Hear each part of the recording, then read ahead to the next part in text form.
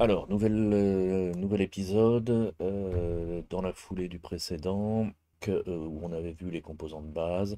Là, on va s'attaquer au formulaire parce qu'évidemment, il faut bien commencer par quelque chose.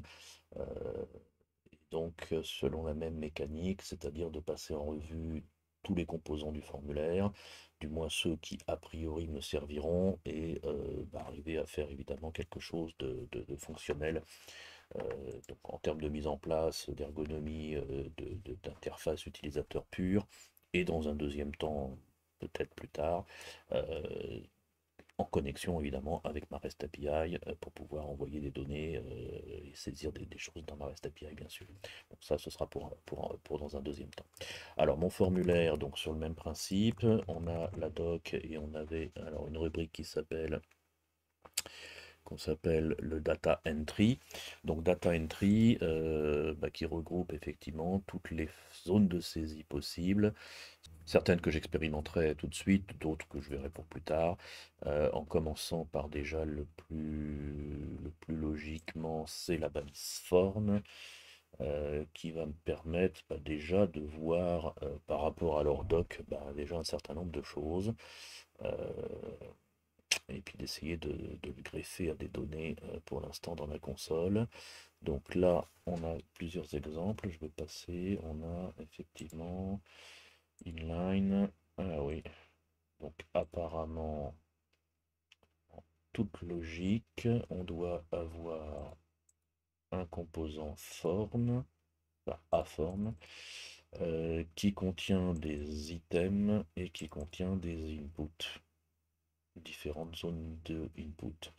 Le label étant un simple texte, bon, ça a l'air d'être simple, et certaines des options, enfin certains éléments ayant des options, bien entendu, selon le type d'élément. Bon, ça m'a l'air assez limpide. Donc là, ensuite, dans leur exemple, là, est-ce que je suis en JS, ouais. Dans leur exemple, on a un objet formState qui doit regrouper tous les éléments.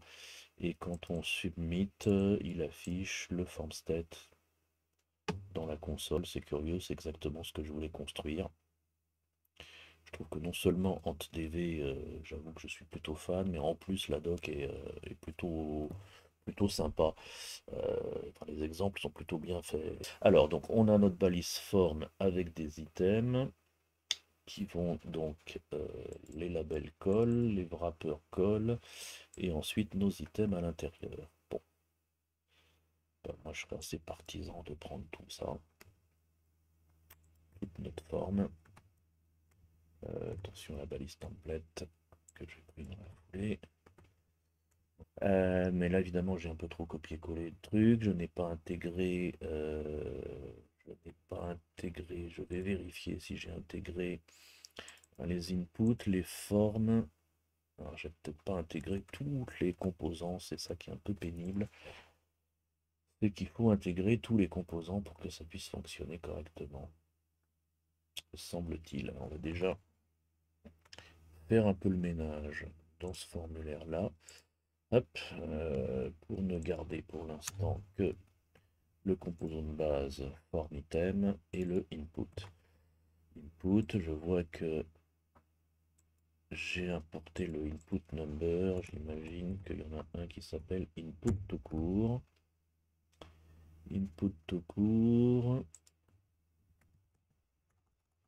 Input tout court. Là déjà, il m'insulte moins.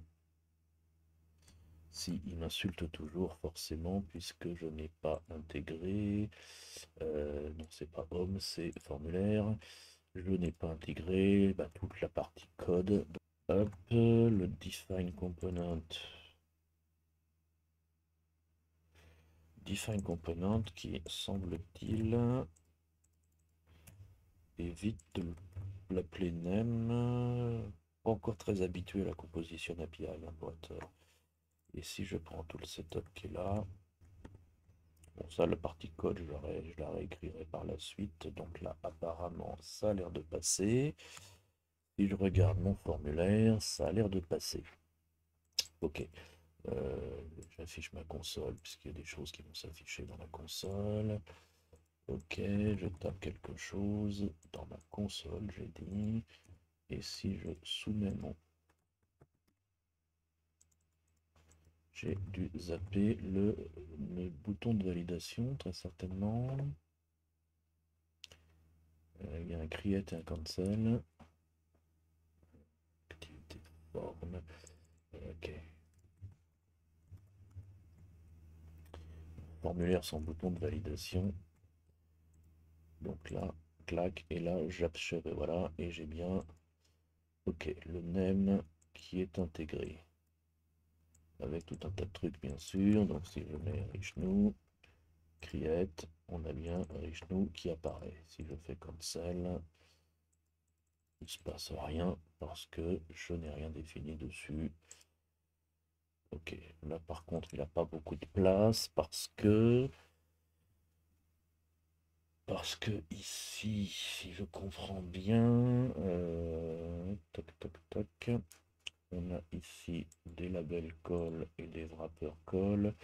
Label call wrapper code. Le label en span 4 et le wrapper en span 14. 14 plus 4, ça ne fait pas 24. Donc si je lui mets 10, là on a effectivement quelque chose de plus équilibré, sauf que je vais plutôt mettre 6. Ok, c'est pas mal ça. Ce qui veut dire que si j'en mets plusieurs, form item, j'ai évidemment des choses qui sont bien alignées correctement. Pas mal ça. Maintenant, bon, ça ok sur le... Si je mets même input text, essayer de construire petit à petit un formulaire réaliste, input text. Alors qu'est-ce qu'on a d'autre? Donc on a sans trop de surprise des select. Donc ça, select. Les détails. Form item. Alors celui-ci, select. Qu'il n'aime pas du tout parce que, évidemment, ça va être un composant spécifique. Ça, c'est un peu pénible quand même. RS. Select.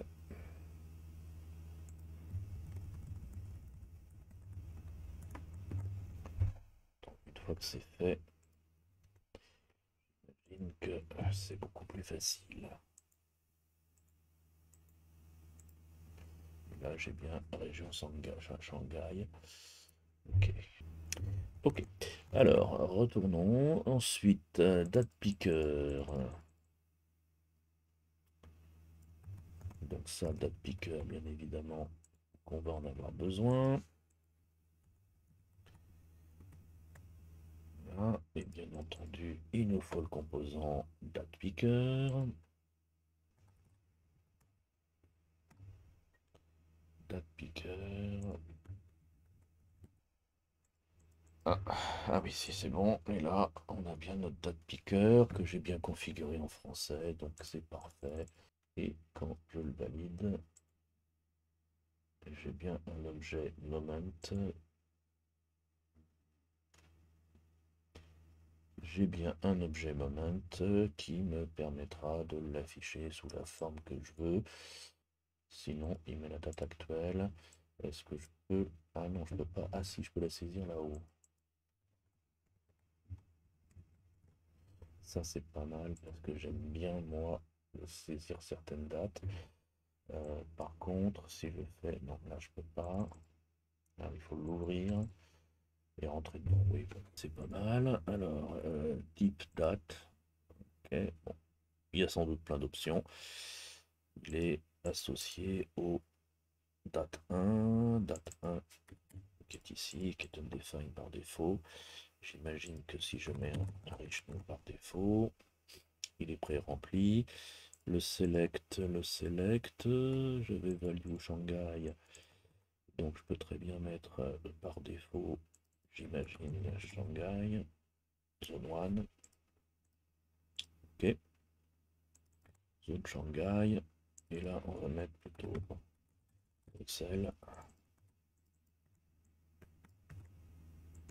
Et pourquoi pas, hein. Zone 0, zone 1, je fonctionne plutôt sur des clés primaires la plupart du temps. Le placeholder, bon, ouais. Et donc je prends par défaut, hop, 1. Ah non, tiens, ça c'est pas logique mon gars. Alors, still want 100%. Ah tiens, ça donne quoi? C'est là.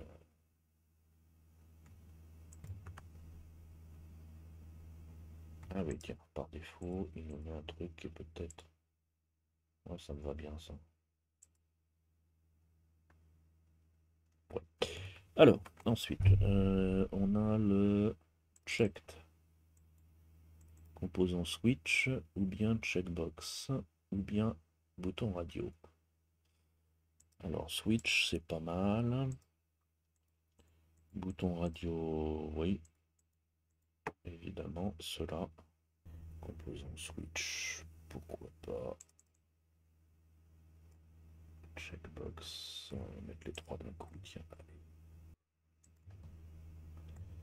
Donc, on a le switch, checkbox group,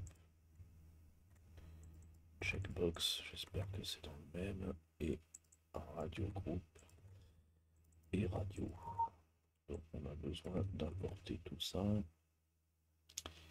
Alors, j'ai déjà oublié. Alors, le switch.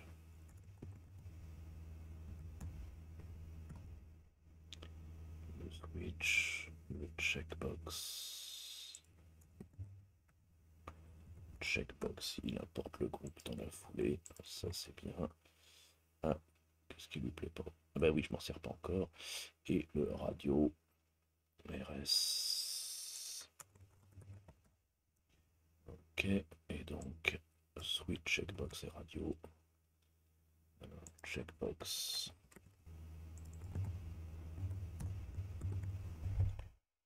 Et là, mon formulaire ressemble plus à un formulaire. Ce serait bien de mettre un console table plutôt.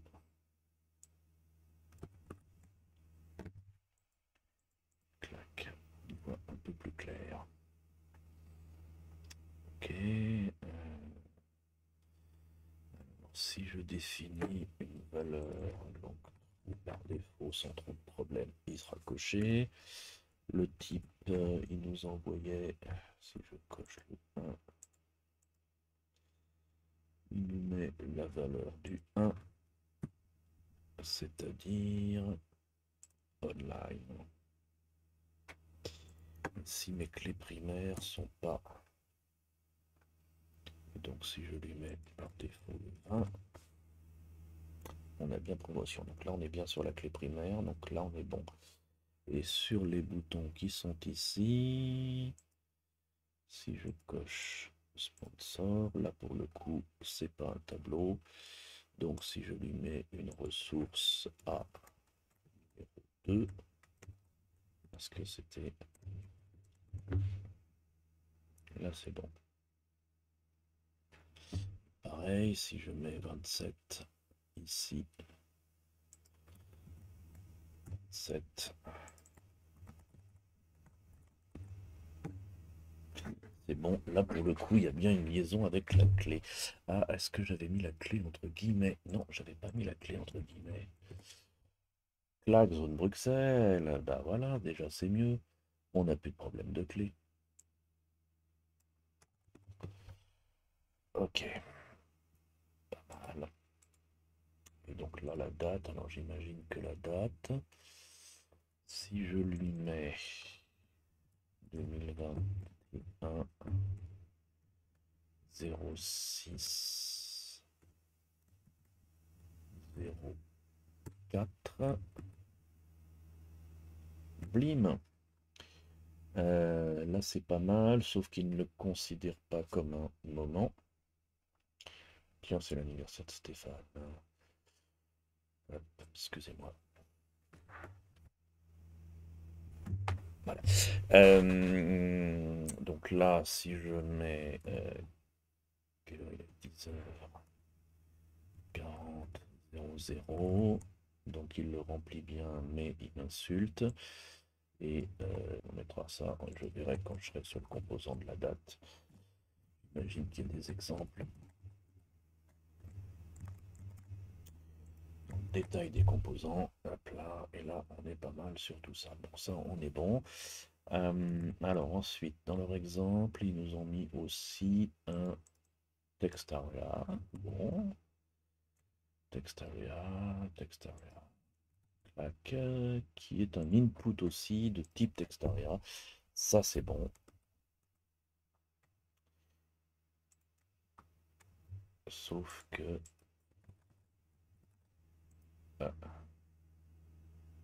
alors, c'est donc, bref, dans le input, on va aller voir dans l'input, ici, il n'y a pas une option équivalente, il y a pas mal d'options sur plein de choses, et donc notamment sur le Textaria. Ah, c'est un A Textaria. C'est un A Textaria.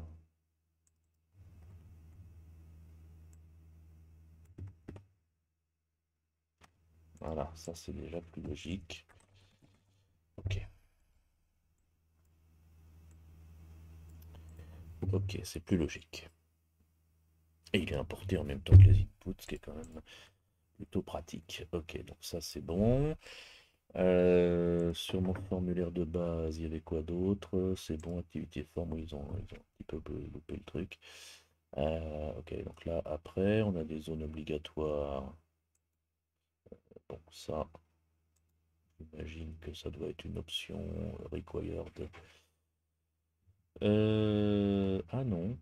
Alors, comment on rend les zones obligatoires? On recharge pour voir si on est bon et on regarde dans la doc toujours, donc formulaire. Donc là, sur le formulaire, qu'est-ce qu'on a comme option intérieure? Ah oui, alors c'est les rules. Les rules. Ah, les rules. C'est-à-dire que les règles qui définissent la validité des champs se fait en fait dans... Ah, c'est intéressant ça.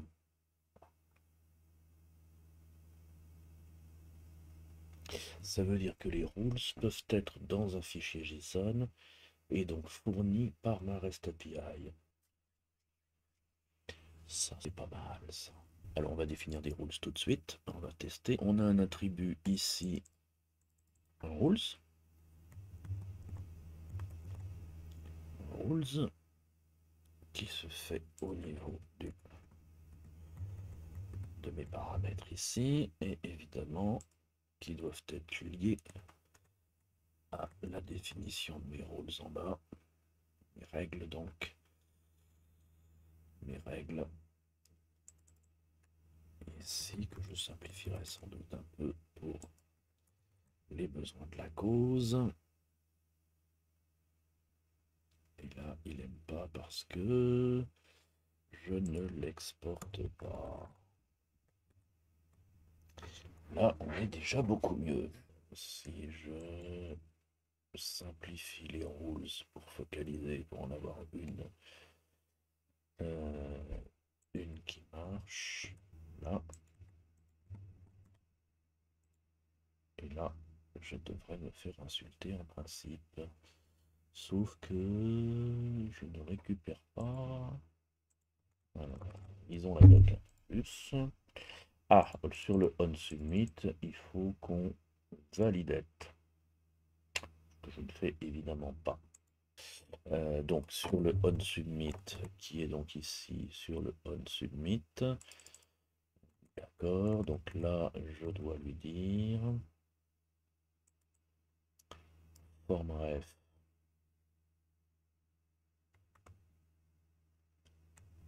value, sauf que moi je l'ai appelé non pas formRef,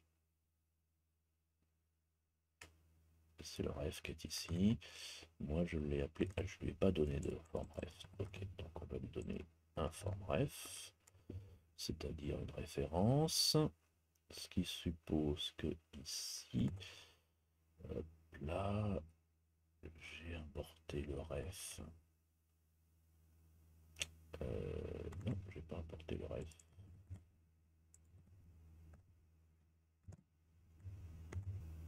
Donc la forme ref, en dessous ici donc ref, donc là j'ai bien mes composants, j'ai pas le define, ça on s'en moque, j'ai besoin donc de référencer mon form ref, et ensuite dans le submit, on va donc lui dire ici dans le submit qu'on va enchaîner les validations et que si la validation est bonne, on va spécifier ici. Et il y a un truc qui lui plaît pas. Ref is not defined. Alors, ref is not defined. Je vais pas exporter form ref. Hop là. Non, ref n'est toujours pas undefined. Alors,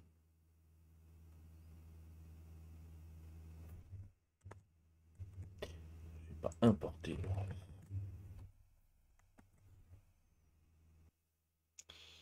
Ah bah c'est revenu. C'est revenu. Ok. Bon, il y avait un truc qui passait pas, mais sans doute un problème de rafraîchissement. Donc là c'est bon, j'ai mon formulaire. Si je ne remplis pas, je ne me fais pas insulter pour autant, je devrais me faire insulter. Si je l'utilise, si je l'utilise ici dans les rules, il faut qu'il soit référencé dans les composants.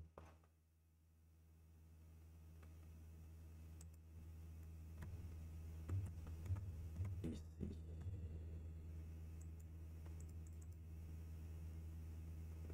Là, ça se crée, pas de souci.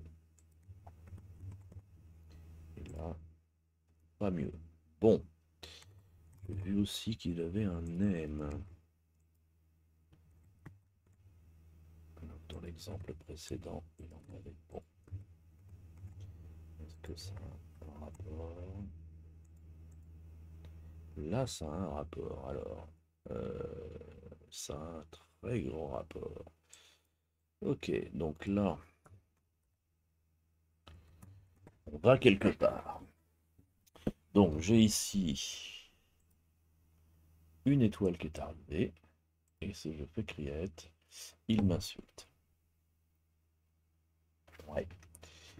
Et si je remplis ici, il m'insulte. Et évidemment, il refuse de valider.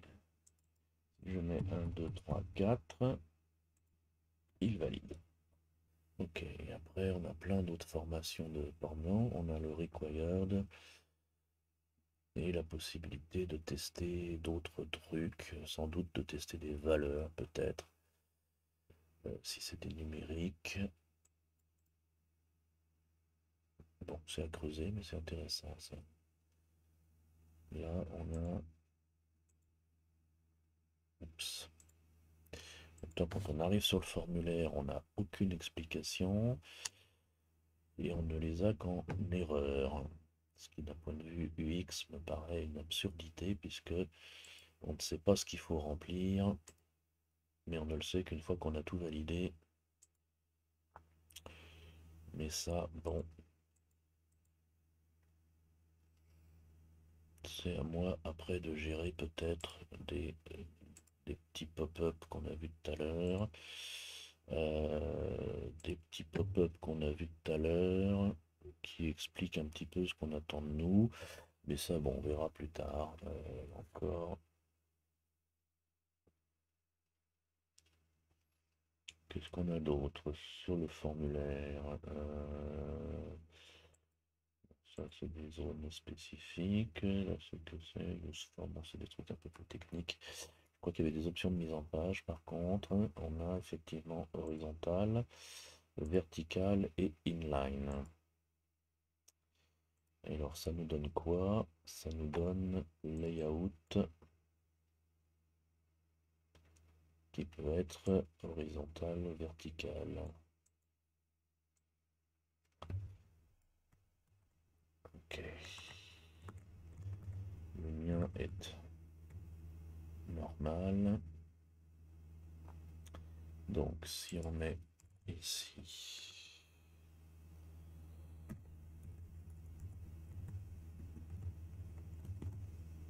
layout,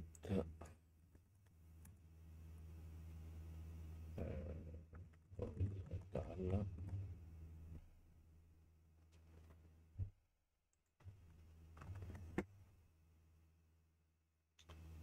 Ok. Vertical. Ok. Et inline. Pas ok, mais c'est pas adapté. Vertical, si je le mets sur un drawer sur le côté, s'il n'est pas trop long, ça peut être pas mal. Donc ici, la zone est... Il a déjà laissé de la place. Il y a peut-être moyen de la faire apparaître dès le départ.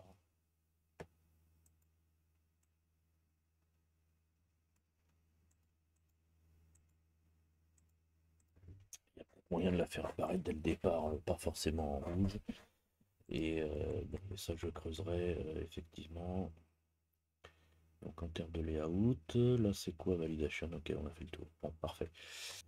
Alors, qu'est-ce qu'on a de plus? Alors, on a le date picker. J'aimerais pouvoir initialiser ma date quand même. Date format. Ah, là, elles sont pré-remplies. Donc, dans les dates picker, là, ils nous mettent, alors, en JavaScript, s'il vous plaît, j'importe moment. J'importe moment.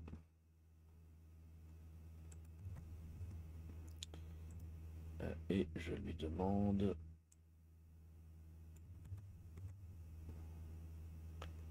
que ma date soit donc un bref moment.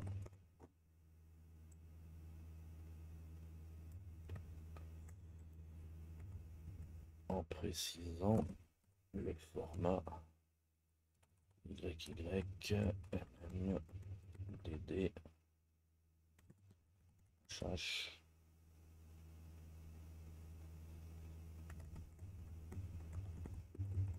pas sûr du format. 10 heures, non, c'est pas bon.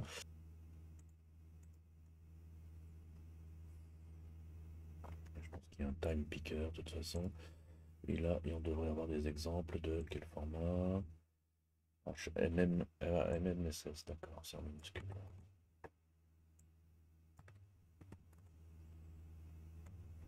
Ok, 10h40, on est bon. Enfin, il est maintenant plutôt 11h, mais ok. Donc, comme moi, mes dates sont stockées a priori sous ce format. Les afficher sous cette forme ne me dérange pas, mais je pense qu'on peut avoir une différenciation entre comment on les affiche et comment on les stocke. Donc ça, ce sera pas un souci. Select, bah, on en avait vu un select dans l'autre. Donc différentes select.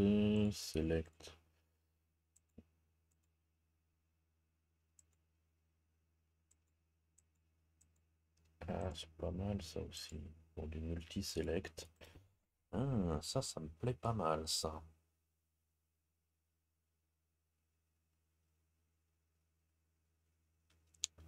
Ça me plaît pas mal. Ça prend pas beaucoup de place et ça permet des multi-select plutôt sympas. Select mode multiple avec des options. Donc ça c'est pour la démo. Alors select. Select, on va le mettre select. On va le mettre en haut comme ça on le verra. On va le mettre dans un form item, j'imagine. Alors ref name, non j'en ai déjà un qui s'appelle name. Donc celui-ci on va l'appeler tags. Ça paraît logique. Mode multiple, please select, value de width 200. Donc là pour l'instant on peut avoir le multiple déjà. C'est redoutable.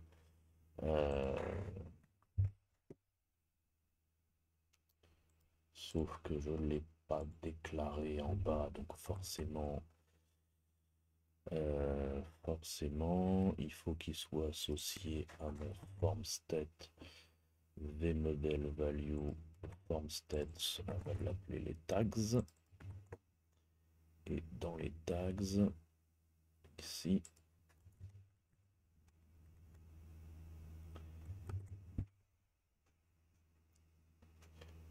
hop,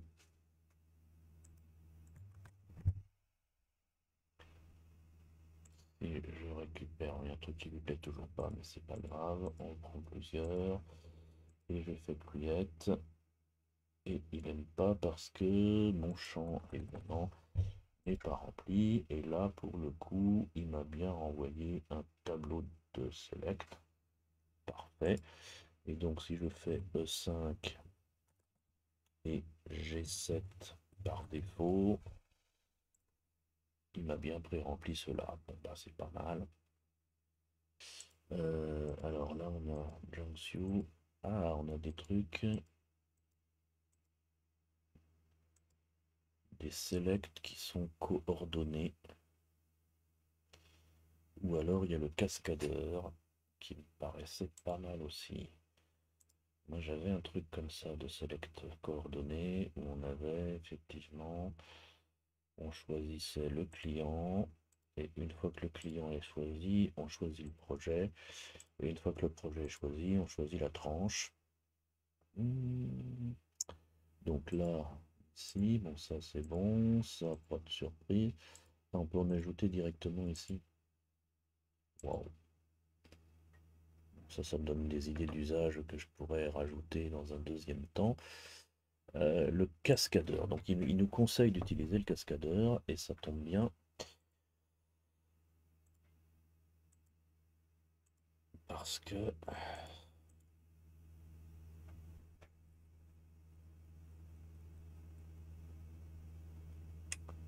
en même temps,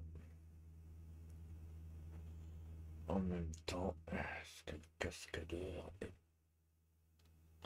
Parce que dans mon cas, quand je choisis, c'est pas mal quand même, mais quand je choisis mon client, mon projet, là il n'y a que trois trucs, enfin il y en a une dizaine à tout casser. Moi des clients, etc. J'ai des chargements sur le réseau. Est-ce qu'on peut faire des chargements sur le réseau? Ça, ok, size, search.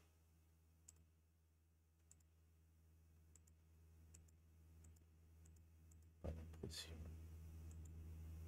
Je serais surpris que si, que ce soit pas le cas, ceci dit. Lazy. Oui, là il va chercher des trucs dynamiques sur le réseau. Je clique sur client. Donc ça c'est parfait. Des modèles. Donc là on a les refs et ensuite on va chercher. Bon là c'est un timeout. Nous ce sera un fetch ou un axios ou un truc comme ça. Alors, on va quand même en mettre un en place parce que ça a l'air d'être un peu plus complexe que les autres. Il voir exactement ce qu'il me renvoie comme valeur. On va le mettre là-haut. dans un for item. Aussi. Alors, qui va pas s'appeler tax, qui va s'appeler casque.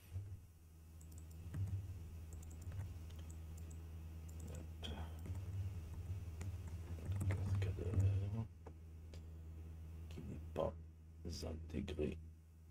Et de toute manière, alors le cascadeur, je le verrais bien comme un truc. Cascadeur. Attention cascade. RS.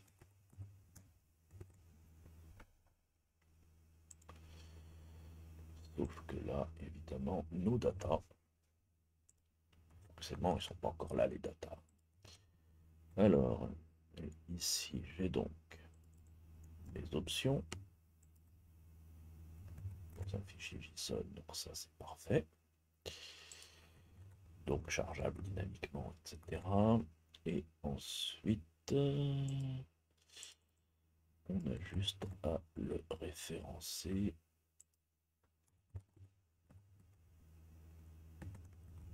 Il me met en tant que tableau. Évidemment, ce ne sera pas value, ce sera form state casque. Option is assigned, mais never use. Parce qu'il faut peut-être l'exporter. On le renommera après.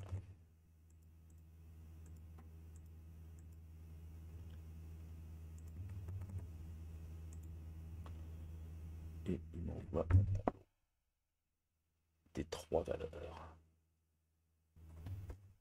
Alors, saisie des nombres. Alors, saisie des nombres. On a des nombres. Ah, qu'est-ce qu'ils nous disent?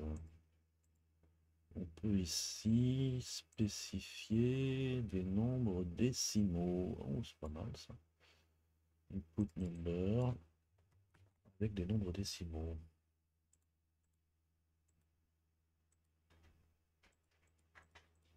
Ah, c'est bon ça.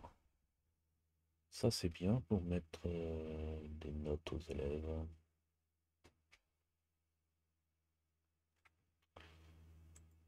Genre de fonctionner en quart de point ou un truc comme ça.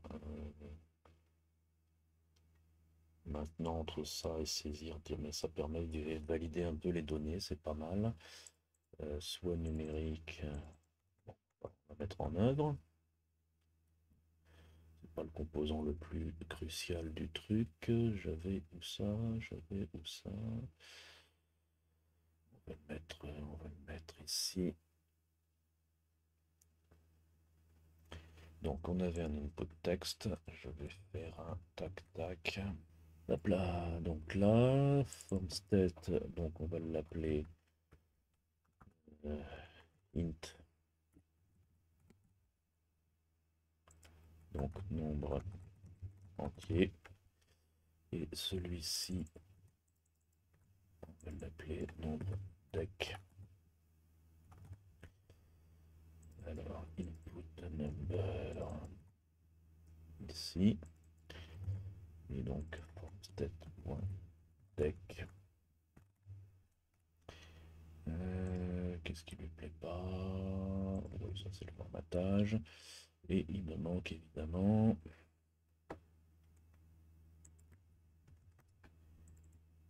int deck, int 4 et deck 5. Voilà, donc là ça me donne nombre entier et là ça me donne nombre décimaux. Parfait. Si je suis dans une logique de prof, minimum 0, maximum 20 et on note par 25.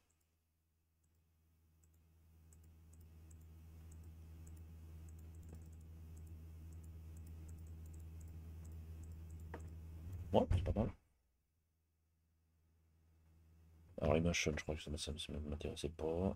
Upload, évidemment que j'en aurais peut-être besoin, mais ça suppose qu'on mette en place des trucs côté serveur pour le tester.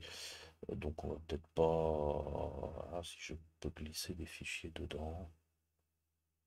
Dans l'absolu, ça peut être intéressant, mais si on n'a pas la partie serveur pour tester vraiment comment ça fonctionne, mais bon, ça a l'air bien documenté comme le reste, donc très bien. Ok, bien, la étape suivante, les tables.